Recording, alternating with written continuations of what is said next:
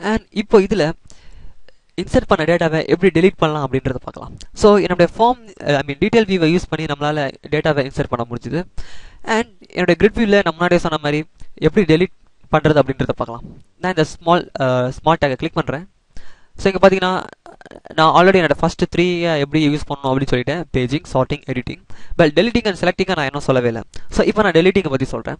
And இப்போ நான் இந்த எனேபிள் டெலிட்டிங் அப்படின்னு கிளிக் பண்ணுறேன். ஸோ ஆட்டோமேட்டிக்காக எனக்கு லெஃப்ட் ஹேண்ட் சைடில் அந்த டெலிட் ஆப்ஷன் வந்துருச்சு. எனக்கு இந்த ரைட் ஹேண்ட் சைடில் இருந்தால் நல்லாயிருக்கும்னு நினைக்கிறேன். இந்த டெலிட்டுன்னு லெஃப்ட்டில் இருக்கிறது ஃபோன் பக்கத்தில் டெலிட் இருந்தால் நல்லாயிருக்கும்னு நினைக்கிறேன். ஸோ என்னோட எடிட் காலம்ஸ் போகிறேன். அண்ட் இங்கே என்னுடைய டெலிட் ஃபீல்டை கிளிக் பண்ணிவிட்டு இந்த ஆரோ கீ ப்ரெஸ் பண்ணுறேன். அதை ப்ரெஸ் பண்ணி என்னுடைய டெலிட் கீயை கீழே கொண்டு வரேன், கடைசி கீ, அதாவது ரைட் ஹேண்ட் சைடுக்கு. இப்போ என்னோட ஸ்மால் டேக்கை க்ளோஸ் பண்ணிவிட்டு சேவ் பண்ணிவிட்டு ரைட் கிளிக் பண்ணி வியூ இன் ப்ரௌசர்னு தரேன். அண்ட் இப்போ எனக்கு இன்சர்ட் ஃபீல்டு இருக்கும். அண்ட் இது நான் கடைசியாக என்டர் பண்ண 5th டேட்டா. அண்ட் இப்போ நான் இதை டெலீட் பண்ண போகிறேன்.